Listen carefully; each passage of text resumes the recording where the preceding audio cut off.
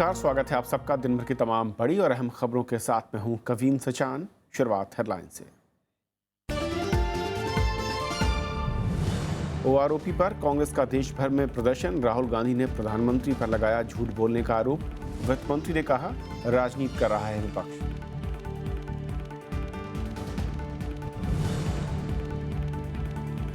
Samajwadi party के रजत जयंती समारोह में बर्खास्त नेताओं को इजाजत नहीं। कई दलों के प्रतिनिधि होंगे शामिल। महागठबंधन पर मुलायम सिंह करेंगे फैसला।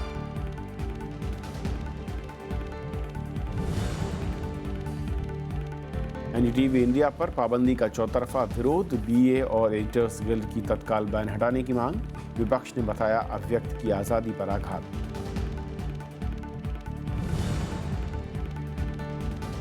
सेवा कर पर केंद्र और राज्यों के बीच नहीं बनी सहमति। जेटली ने कहा, एक ही चीज पर दोहरा नियंत्रण सही नहीं। जीएसटी परिषद की अगली बैठक में होगा फैसला।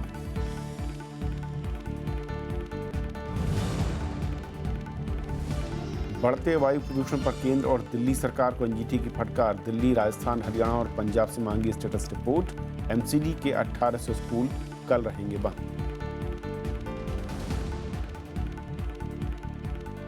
और आइए देखते हैं पहली खबर।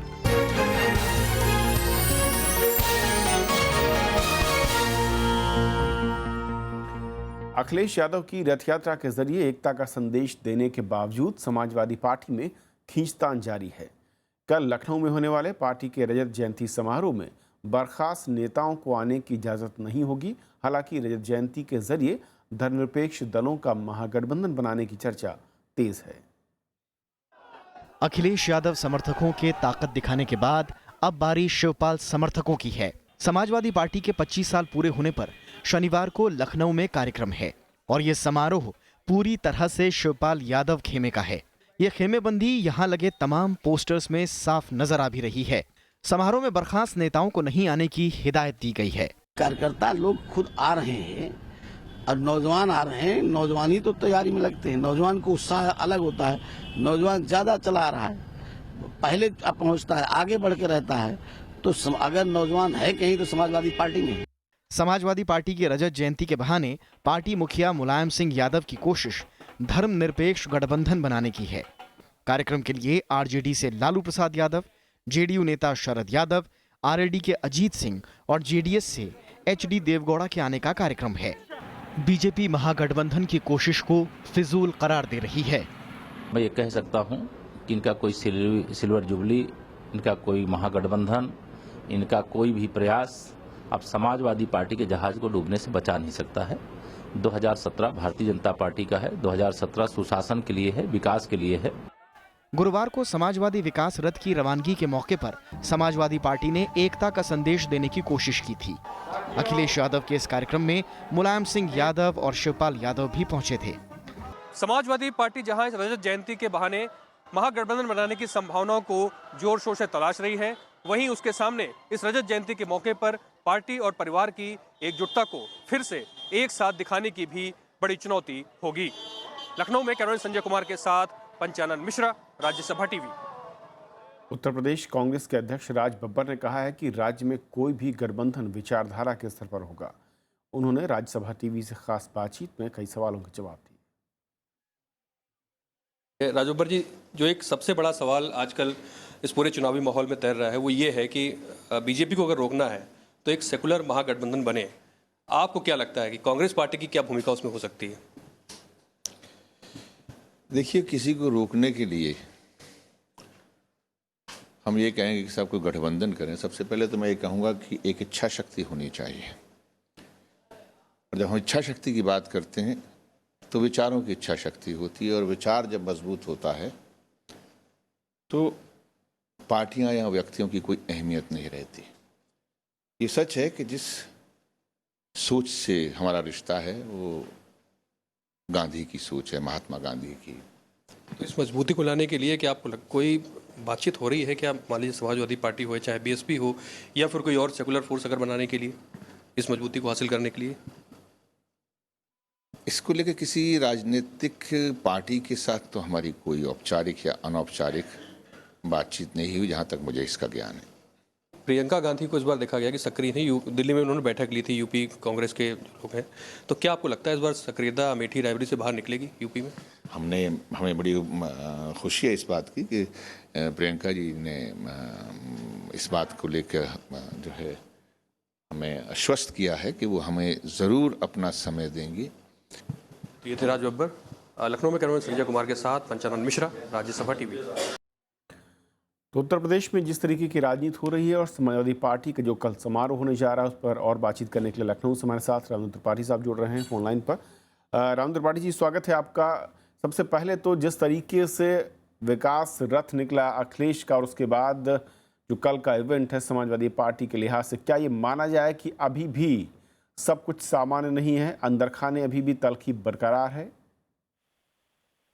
नहीं, ये बिल्कुल सही कह रहे हैं कि ये पावर शेयरिंग की लड़ाई है और जो शिवपाल यादव जी हैं उनको लगता है कि हमने पार्टी को बनाने में मुलायम सिंह यादव के साथ पूरा योगदान किया, लेकिन हमारी उपेक्षा हो रही है। और कहीं न कहीं शायद मुलायम सिंह यादव के दिमाग में भी ये है कि जो पुराने लोग हैं और ग्रास रूट पे काम करने वाले लोग हैं उनको उतना महत्व नहीं मिला जिससे ना मिलना चाहिए, और उनको शायद ये डर भी है कि कहीं ऐसा ना हो कि शिवपाल यादव पार्टी से अलग हो जाए तो नुकसान होगा। तो इस समय मुलायम सिंह यादव संतुलन साधने में लगे हुए हैं। अखिलेश यादव और शिवपाल दोनों के बीच में, दोनों उनके प्रिय हैं जी। और अमृत जी, जिस तरीके से एक नया शगुफा मैं कहूँ छोड़ा गया है महागठबंधन को लेकर, हालांकि कांग्रेस हो या फिर जेडीयू दोनों ने ही इस बात से फिलहाल इनकार कर दिया है, इसे कैसे देखते हैं? क्या एक बढ़त लेने की कोशिश है?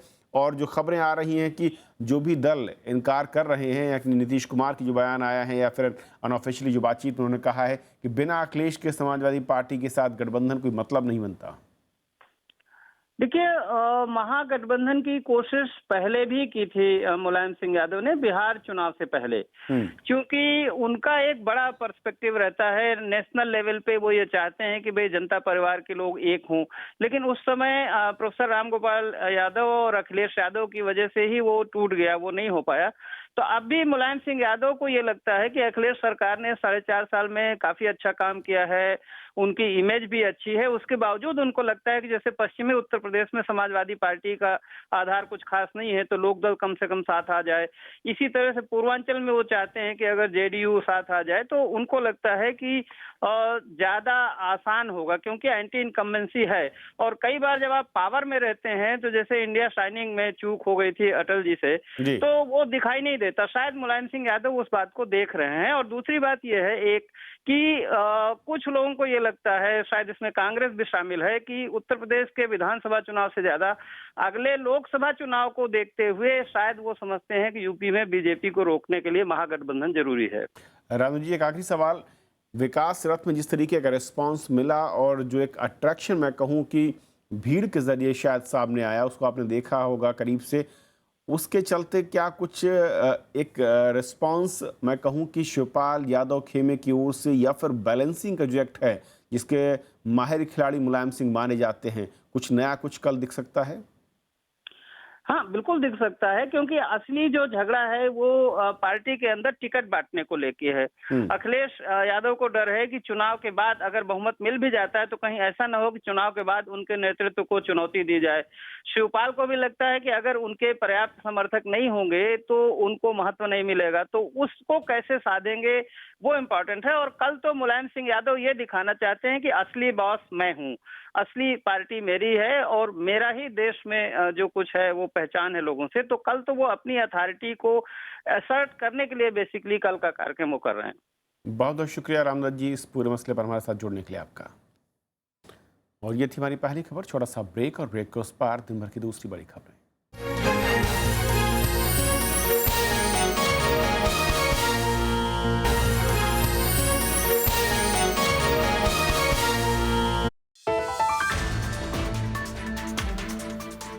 एनडीटीवी इंडिया पर एक दिन की पाबंदी। सूचना प्रसारण मंत्रालय ने लगाई रोक। प्रसारण नियमों के उल्लंघन का आरोप। क्या है इस पाबंदी के मायने? देखिए देश देशांतर में आज रात 8:30 बजे सिर्फ राज्यसभा टीवी पर।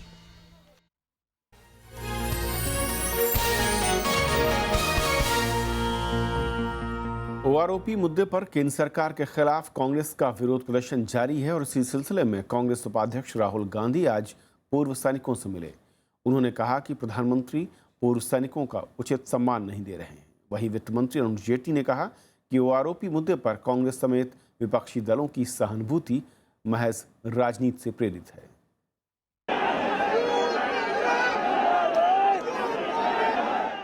दिल्ली, लुधियाना और चेन्नई में प्रदर्शन की ये तस्वीरें कांग्रेस कार्यकर्ताओं की हैं, जो वन रैंक वन पेंशन को सही तरीके से लागू करने की मांग को लेकर पूर्व सैनिकों के समर्थन में उतरे हैं। साथ ही खुदकुशी करने वाले पूर्व सैनिक रामकिशन ग्रेवाल के परिवार के साथ पुलिस रवैये को लेकर भी कांग्रेस कार्यकर्ताओं ने प्रदर्शन किया।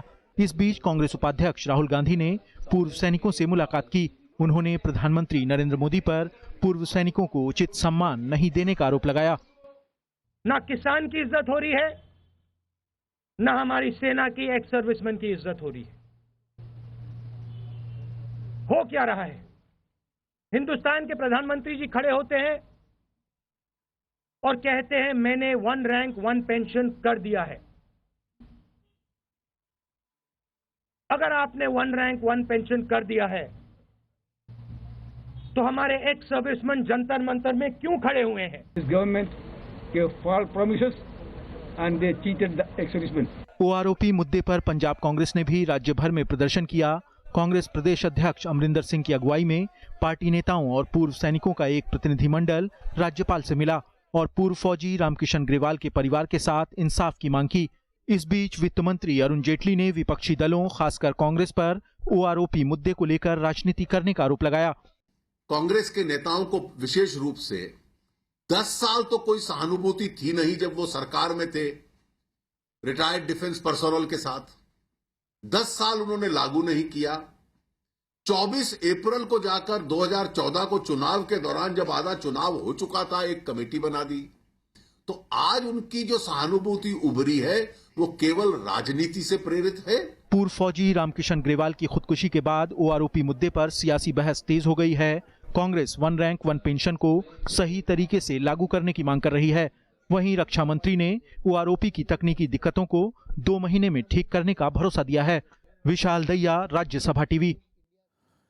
एनडीटीवी पर एक दिन की पाबंदी का विरोध बढ़ता जा रहा है। ब्रॉडकास्ट एडिटर्स एसोसिएशन और एडिटर्स गिल्ड ने रोक हटाने की मांग की है।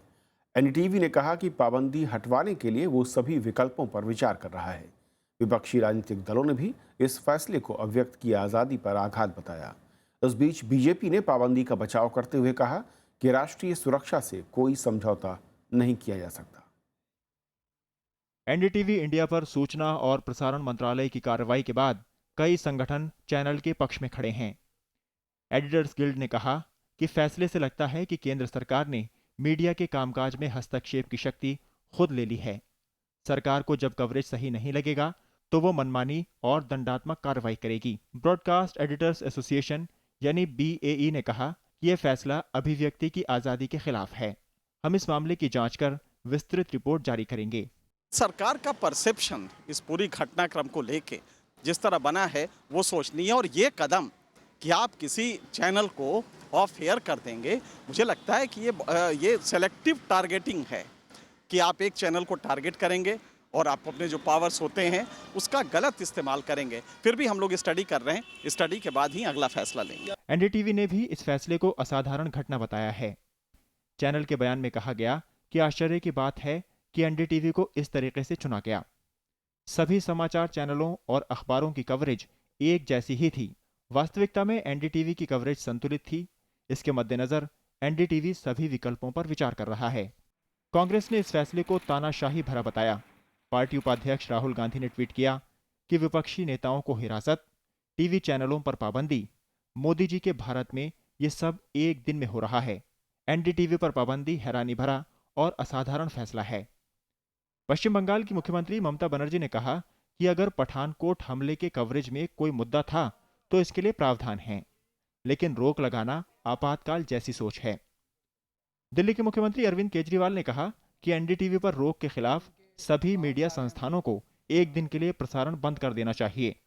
सूचना और प्रसारण मंत्रालय ने अंतर मंत्रालय समिति की सिफारिश के बाद 9 नवंबर को चैनल का प्रसारण बंद करने का आदेश दिया है। समिति के मुताबिक पठानकोट हमले के दौरान चैनल ने संवेदनशील जानकारियां दी और इससे देश की सुरक्षा पर असर पड़ा। चैनल ने नोटिस के जवाब में कहा था कि जो जानकारियां दिखाई गईं वो पहले से ही सार्वजनिक हैं। मोहम्मद फातेह टीपू के साथ bureau report, Rajya Sabha TV. Madhya Pradesh सरकार ने भोपाल जेल ब्रेक और उसके बाद हुए मुठभेड़ की न्यायिक जांच का ऐलान किया है। कांग्रेस समेत विपक्षी दल राज्य सरकार से इस मामले की न्यायिक जांच की मांग कर रहे थे। मध्य प्रदेश सरकार ने भोपाल जेल से प्रतिबंधित आतंकी संगठन सिमी के 8 कार्यकर्ताओं के भागने और मुठभेड़ की न्यायिक जांच के आदेश दे दिए हैं। हाईकोर्ट के रिटायर्ड जज जस्टिस एस.के. पांडे फरारी और मुठभेड़ के सभी पहलुओं की जांच करेंगे।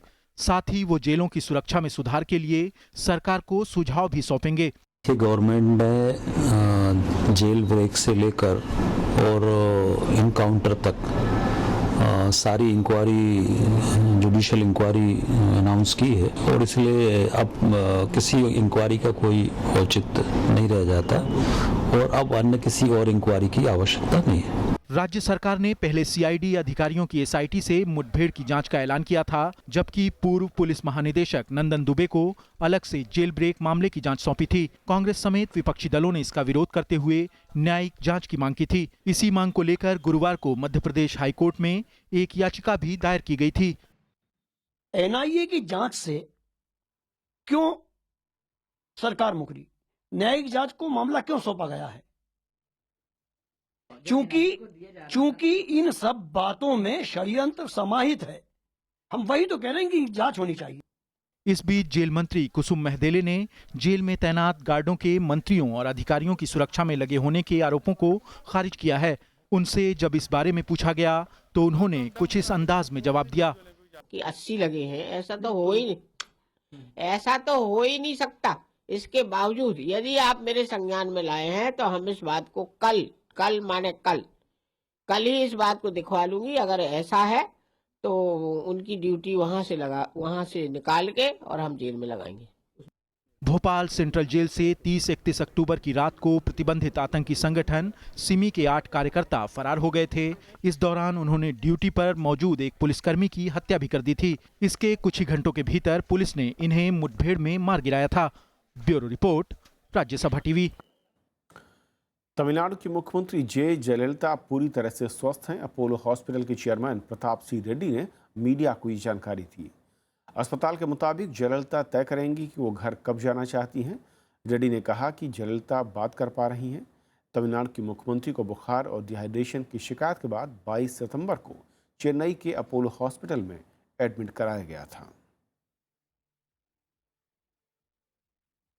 जीएसटी परिषद की बैठक में दोहरे नियंत्रण पर फैसला नहीं हो सका। अब लंबित मुद्दों पर सहमति के लिए 20 नवंबर को राज्यों के वित्त मंत्रियों की अनौपचारिक बैठक होगी। जीएसटी काउंसिल की 9 और 10 नवंबर को होने वाली बैठक रद्द कर दी गई है। अब यह बैठक 24 और 25 नवंबर को होगी। जीएसटी परिषद की बैठक में भले ही कई अहम मुद्दों पर सहमति बन गई हो, लेकिन दोहरे नियंत्रण को लेकर राज्य और केंद्र के बीच एक राय नहीं बन पाई है। शुक्रवार को बैठक के बाद वित्त मंत्री अरुण जेटली ने बताया कि अब तक 10 अहम मुद्दे सुलझा लिए गए हैं और दोहरे नियंत्रण के मुद्दे पर सहमति के लिए 20 नवंबर को राज्यों के वित्त मंत्रियों की अनौपचारिक बैठक होगी।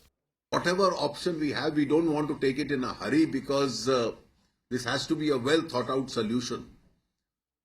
Because administratively, any mistake on this front could be chaotic. वित्त मंत्री अरुण जेटली ने कहा कि जीएसटी से जुड़े विधेयकों का मसौदा राज्यों को मुहैया कराया जाएगा और इसकी समीक्षा के लिए राज्यों को समय भी दिया जाएगा। उन्होंने ये भी कहा कि इन विधेयकों को 16 नवंबर से शुरू हो रहे संसद के शीतकालीन सत्र में पारित कराने की कोशिशें जारी हैं। When in the month of August we had passed the constitution amendment, it looked too challenging because the time was very short. As of today, I am more confident than I was in August. Let me say this because bulk of the spade work has been done. GST परिषद में अब जिन मुद्दों पर विचार होना है उनमें दोहरा नियंत्रण सबसे अहम है। पहले के प्रस्ताव के मुताबिक 1.5 करोड़ के नीचे की सालाना टर्नओवर पर राज्य को अधिकार दिया गया है, जबकि इससे ज्यादा टर्नओवर का आकलन केंद्र और राज्य दोनों करेंगे। इस बीच सेवा कर के आकलन पर केंद्र का अधिकार बना रहेगा जब तक राज्य के अधिकारी प्रशिक्षित नहीं हो जाते। हालांकि कुछ राज्यों ने वित्तीय स्वायत्तता कायम रखने के लिए इन प्रस्तावों का विरोध किया है। कृति मिश्रा, राज्यसभा टीवी। केंद्र सरकार ने केजी बेसिन में ओएनजीसी की गैस निकालने के लिए रिलायंस इंडस्ट्रीज और उसके भागीदारों से करीब 10,000 करोड़ रुपए का मुआवजा मांगा है। रिलायंस और उसके भागीदारों ने ये गैस बीते 7 साल के दौरान निकाली। पेट्रोलियम मंत्रालय ने रिलायंस इंडस्ट्रीज को नोटिस भेजकर मुआवजा मांगा है। जस्टिस AP शाह समिति ने 30 अगस्त को इस मसले पर अपनी रिपोर्ट दी थी। समिति ने कहा था कि रिलायंस इंडस्ट्रीज ओएनजीसी ब्लॉक की प्राकृतिक गैस पिछले 7 साल तक निकालती रही और इसके लिए उसे सरकार को भुगतान करना चाहिए।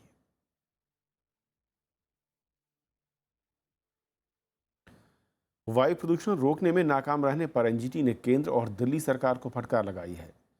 अधिकरण ने बैठक के बजाय ठोस कदम उठाने के निर्देश दिए। साथ ही राष्ट्रीय हरित अधिकरण ने पंजाब, हरियाणा और राजस्थान से ठोस कदम उठाने के साथ 8 नवंबर तक उठाए गए कदमों की रिपोर्ट मांगी है। दिल्ली और आसपास के इलाकों का ये नज़ारा आजकल आम है। बच्चे कुछ इस तरह से स्कूल जाने को मजबूर हैं। अभिभावकों को बच्चों को स्कूल भेजने में खासी मशक्कत करनी पड़ रही है। एनसीआर के लोग जहरीली हवा में सांस लेने को मजबूर हैं। वायु प्रदूषण का स्तर इतना बढ़ गया है कि एनसीआर के कई स्कूलों में छुट्टियां करनी पड़ी। पोल्यूशन लेवल तो है ही है, थोड़ा डेंजरस है। तो जैसे हम डेली न्यूज़ में देख रहे हैं कि बच्चों के लिए काफ़ी रिस्की है, क्योंकि उनका इम्यून सिस्टम थोड़ा वीक होता है। तो हमने जो स्कूल ने एडवाइजरी जारी की, मैंने उसको फॉलो किया। राष्ट्रीय हरित अधिकरण ने केंद्र और दिल्ली सरकार को फटकार लगाई है। एनजीटी का कहना है कि प्रदूषण को कम करने के मामले में दोनों ही सरकारें एक दूसरे पर जिम्मेदारी थोपने में लगी हुई हैं। इसके अलावा एनजीटी ने दिल्ली, राजस्थान, हरियाणा और पंजाब के सचिवों को 8 नवंबर तक फसल जलाने और प्रदूषण रोकने के उपायों पर रिपोर्ट सौंपने को कहा है। कोर्ट ने इसको सुनकर जो एनसीआर में जितने भी राज्य आते हैं, चारों राज्यों को डायरेक्शन इशू करें और उनके जो सेक्रेटरी एनवायरमेंट हैं उनको डायरेक्शन दी है कि वो पर्सनली अगली तारीख, जो कि 8 तारीख है, उसमें आएंगे, प्रेजेंट होंगे और ये बताएंगे कि इन्होंने पॉल्यूशन को कम करने के लिए क्या क्या करा है। पंजाब, हरियाणा और पश्चिमी उत्तर प्रदेश में जो पराली को जलाया जा रहा है वो सबसे बड़ा कारण है। जनता पूरे इलाके में रहती है और सबको बचाने के लिए उस आग को बंद करना चाहिए। इस बीच केंद्र सरकार ने दिल्ली और 4 पड़ोसी राज्यों के मुख्य सचिवों के साथ बैठक की। इसमें राज्यों को प्रदूषण रोकने के लिए तत्काल कदम उठाने का निर्देश दिया गया। एनफोर्समेंट मैकेनिज्म जो है वो अभी भी कमजोर पाया जा रहा है और राज्यों से अनुरोध किया गया है, उनसे कहा गया है कि आप एनफोर्समेंट को और स्ट्रिक्ट करें। खास करके जो अस्थमेटिक पेशेंट हैं और जिनका क्रोनिक ऑब्स्ट्रक्टिव लंग डिजीज है, ओल्ड लोग हैं और बच्चे हैं, और जिसको अस्थमा का सस्पिशन है, एलर्जिक है, वो कोशिश करें मॉर्निंग टाइम को अवॉइड करें और अगर निकलना बहुत जरूरी समझते हैं तो मास्क लगा करके चलें। एनजीटी ने दिल्ली सरकार को 10 साल पुराने डीजल वाहनों को सड़कों से हटाने के निर्देश पर सख्ती से अमल करने के लिए कहा है। हालांकि केंद्र सरकार इसके पक्ष में नहीं है। 47% जीडीपी आपकी डीजल व्हीकल्स और ऑटोमोटिव इंडस्ट्री से आती है और एक फ्यूल के ऊपर इस प्रकार से बैन नहीं होना चाहिए। दीपावली के बाद से ही दिल्ली और आसपास के इलाकों में धुंध से लोगों को सांस लेने में परेशानी हो रही है। राजधानी में प्रदूषण का स्तर पिछले 17 साल में सबसे खतरनाक स्तर पर पहुंच गया है।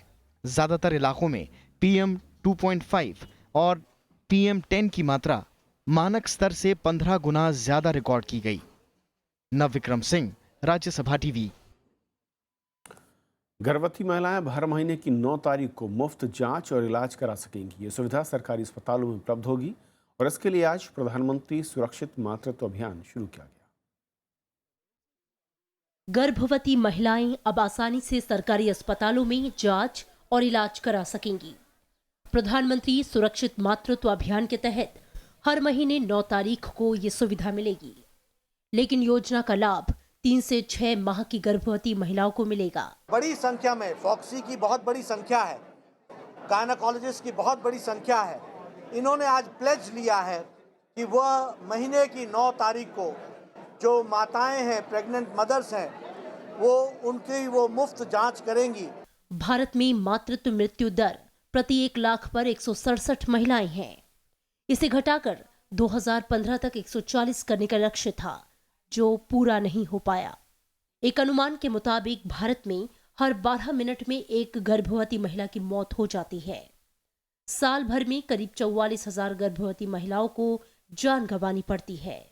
असम में ही 1 लाख में से 300 महिलाएं मौत का शिकार हो जाती हैं। यह आंदोलन बनता है तो स्वास्थ्य के जगत में एक क्रांति आएगी और हम स्वस्थ बच्चे और स्वस्थ माताओं को हम देख सकेंगे। योजना के तहत गर्भवती महिलाओं में एनीमिया, रक्तचाप और हार्मोन में गड़बड़ी समेत कई तरह की जांच होगी।